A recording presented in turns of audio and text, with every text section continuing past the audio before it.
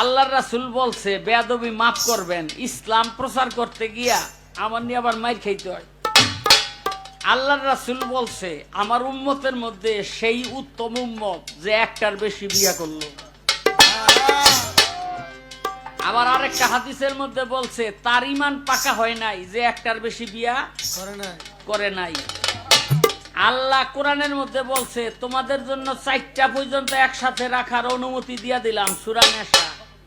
এগুলি একটাও কিন্তু আমার মুখের কথা না। যদি আপনারা ঈমান পাকা করতে চান আগামীকাল সকালবেলা থেকে লাগিয়ে যাবেন আরেক বিয়া করার লেগা। আরে ভাই কথা বাড়ি পর্যন্ত নিতে হইব, এটা তো হাদিস, বাড়ি পর্যন্ত নিবেন। আমি জানি বাড়িয়ালি বিয়া করতে দিব না, তারে আল্লাহর হাদিস দিয়া বারবার বুঝাইবেন। হ্যাঁ, ঈমান পাকা না কইরা মরা যাবে না, এটা বুখারী শরীফ। হ্যাঁ আচ্ছা, যেখানে ছিলাম ইব্রাহিম নবী কয় বিয়া করছে? দুগ্গা। খাজা বাবাই করছে কয়টা? দুগ্গা। আমার বড় বীর করছে কয়টা? 4গা। বড় বীরের পোলাপান ছিল 49 জন। হ্যাঁ, বড় বীরের পোলাপান ছিল 49 জন। আচ্ছা আবুল ভাই, বড় বীরের পোলাপান দেখতে পাই 49 জন, আমি পাই 50 জন, এর কারণটা কি আমারটা আপনি একেবারে জীবনী গ্রন্থ তাজকিরাতুল আউলিয়া যেখানে যাইবেন 49 জন, কিন্তু আমি যতবার জীবনী পড়ি আমি পাই 50। বুঝলেন? হেরা এত বিয়া করছে কেন? এত বিয়া করার কারণ হইল নাইলে ঈমান পাকা হয় না। আস্তে ইব্রাহিম নবী করলো 2 বিয়া। সারা হইল বাদশার মাইয়া আর হাজেরা হইল বান্দি। সারা হইল সুন্দরী আর হাজেরা ছিল হইল কালো। দাসী হিসেবে দিয়া দিল এক বাদশায়, অনেক বড় ঘটনা। এখন সারা রয় না পোলাপান। সারার যখন পোলাপান হয় না তখন গালি খুশায় আর একটা বিয়া করো তুমি। হতিনের ঘরেও যদি পোলাপান হয় আমি তো বাবা কইয়া কুলে লইতে পারুম। কারে বিয়া করুম, আমার কাছে কে পোলাপান দিব, কে মাইয়া দিব? কয় যে ঘরের যে বান্দি ওরই করো। করছে। যেই মনে করেন বিয়া শাদী করছে, কয়দিন পরে হাজেরা হইছে পুয়াতি, এদিক দিয়া সারাও হইছে পুয়াতি। পুয়াতি বুঝেননি?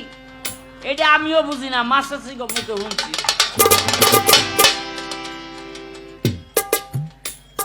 পরে বুঝলাম পুয়াতি মানে পেটে বাচ্চা থাকলে পুয়াতি কয়। হ্যাঁ, এখন তো আর সারার হাজেরারে ভাল লাগে না। হতিন এই কান সেট করছে, নাক সেট করছে, চুল কাটিয়া দিছে।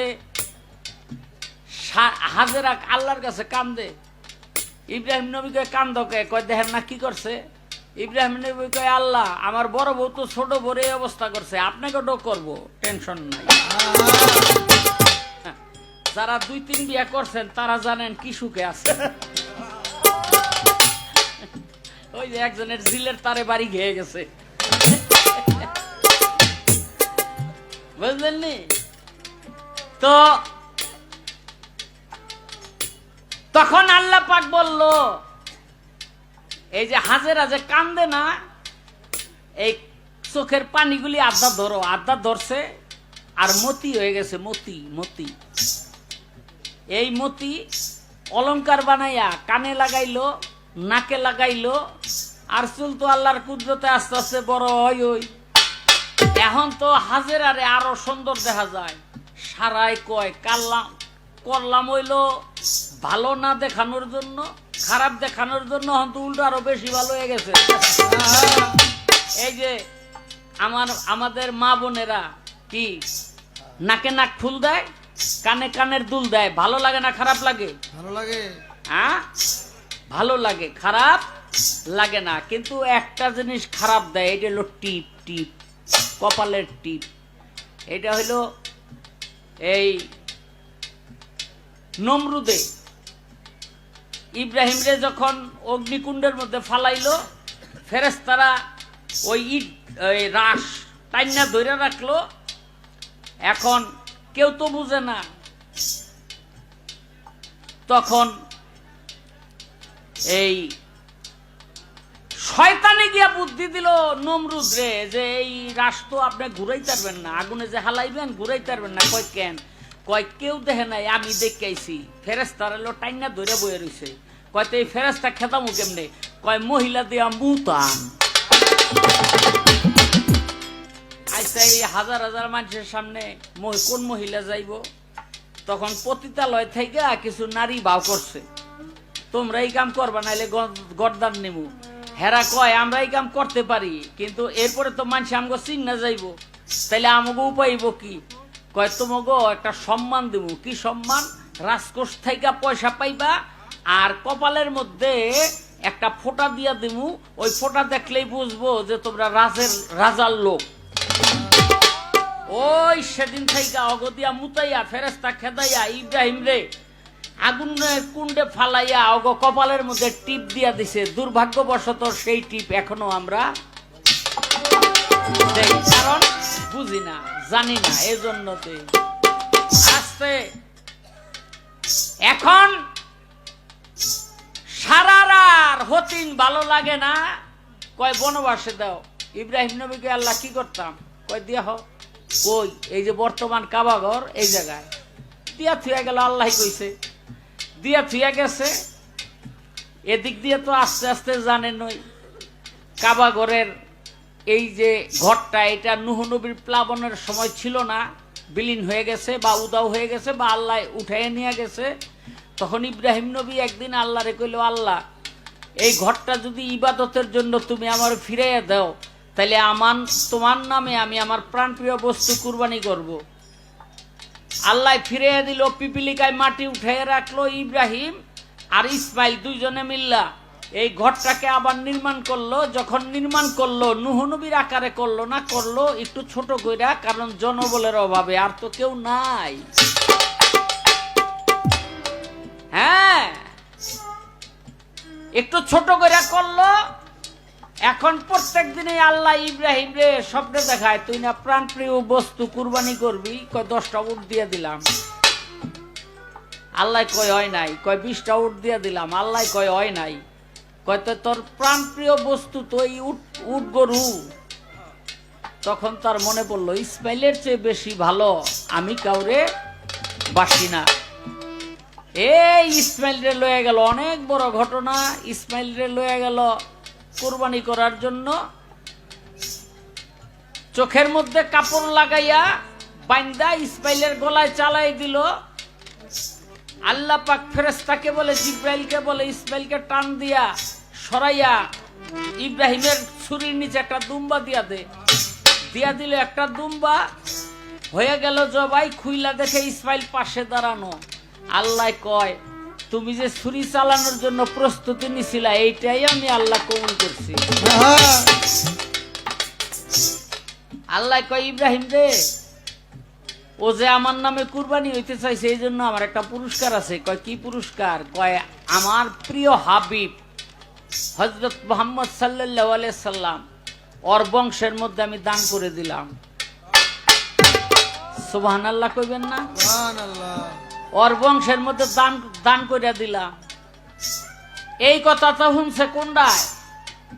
হাজেরার হতিনে, ওই যে আগেরটায়।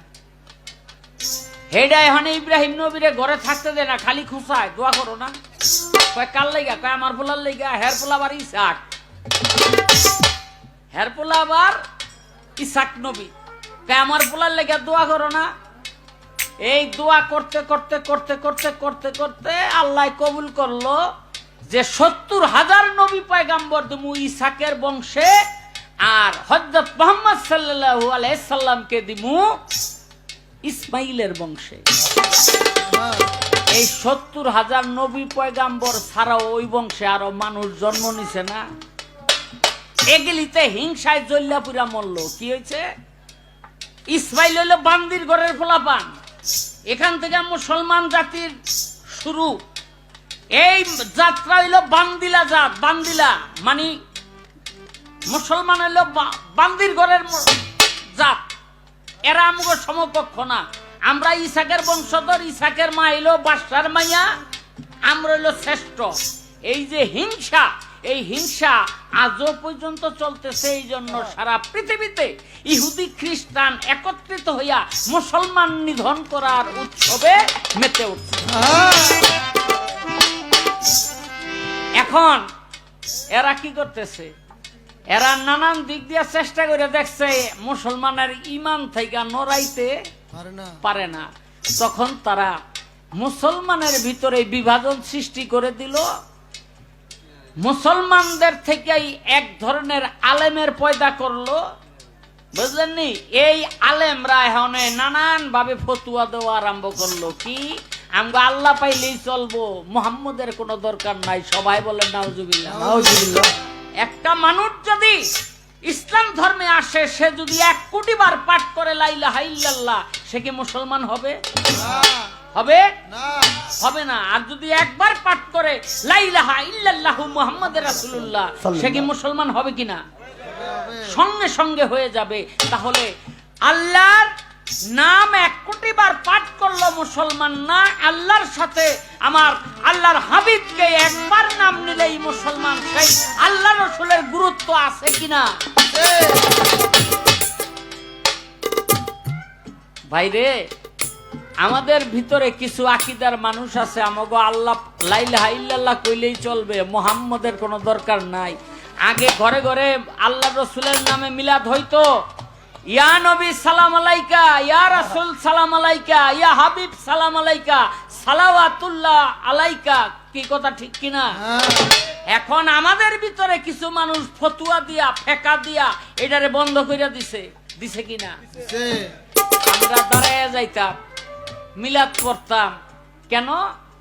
রসুলের মহব্বতে। যার ভিতরে রসুল প্রেম নাই সে তো মুসলমানই না।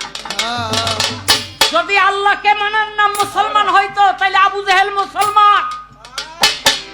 আবু জেহেলকে আল্লাহ পাক প্রশ্ন করছিল আল্লাহর হাবিবকে দিয়া, যে তুমি বলো এই জীবন তোমাকে কে দিয়েছে? আবু জেহেল বলে আল্লাহ। আবু জেহেল বলে আল্লাহ। আল্লাহর রাসূলকে আল্লাহ বলে তুমি বলো, জিজ্ঞেস করো এই সৃষ্টিকার। আবু জেহেল বলে আল্লাহ। হ্যাঁ, আবু জেহেল বলে আল্লাহ। বলে তাহলে তুমি পাঠ করো লা ইলাহা ইল্লাল্লাহ মুহাম্মাদুর রাসূলুল্লাহ। আবু জেহেল কয় আমি লা ইলাহা ইল্লাল্লাহ মানি, তোরে মানি না। তাহলে লা ইলাহা ইল্লাল্লাহ মানার নাম কখনো মুসলমান না। মুসলমান হতে হলে লা ইলাহা ইল্লাল্লাহর পাশে মুহাম্মাদুর রাসূলকেও মানতে হবে। যতক্ষণ পর্যন্ত আল্লাহর রাসূলকে মানবে না, ততক্ষণ পর্যন্ত সে ঈমানদার হতে পারবে না, মুসলমান হতে পারবে না। তাই বাবারে, শুধু লা ইলাহা মানে, লা ইলাহা ইল্লাল্লাহ মানে এরকম একটা গ্রুপ তৈরি করলো ইহুদি খ্রিস্টানেরা আমাদের ভিতর থেকে। এখন তারা ফেকা ফতুয়া দিয়া বেড়াইতেছে, আমগো আল্লাহর দরকার আছে, রসুলের কোনো দরকার নাই। এই বলে মরে গেছে। আল্লাহর রসুল মাটি মঞ্জিল করবেন, কবরের মধ্যে শোয়াইলেন হযরত আলী। দেখে ঠোঁট দুইটা নড়ে।